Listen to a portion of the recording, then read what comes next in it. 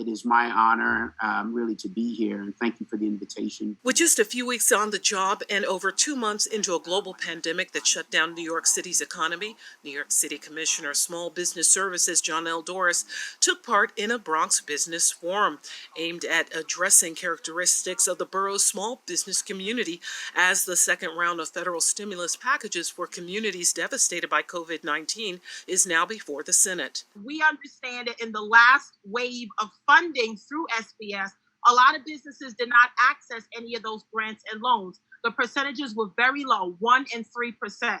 And that is disappointing, but I think it highlights bigger issues that we may confront in the Bronx. Gibson also urged the Department of Small Business Services to consider the fact that for many, Spanish is their primary language, while others suffer from lack of legal assistance and adequate staffing. I certainly want to make sure that you and your team understand that whatever plan we put forth in our recovery efforts has to be a plan that looks at the Bronx from a different lens.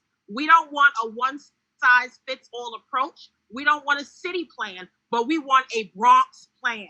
Host Michael Brady urged those in need of rent assistance for their businesses contact his office for a link to the Commercial Lease Assistance Program. Any of the businesses on the call who are struggling with their lease or their landlord should definitely tap into the Commercial Lease Assistance Program. It's kind of one of our pillar programs that help protect the small businesses in the borough. Meanwhile, joining from Albany, New York State Assemblymember Michael Blake cautioned against some of the loopholes that are preventing some businesses in his area to open. We have to provide help over to our friend Noel Santos at the Lit Bar.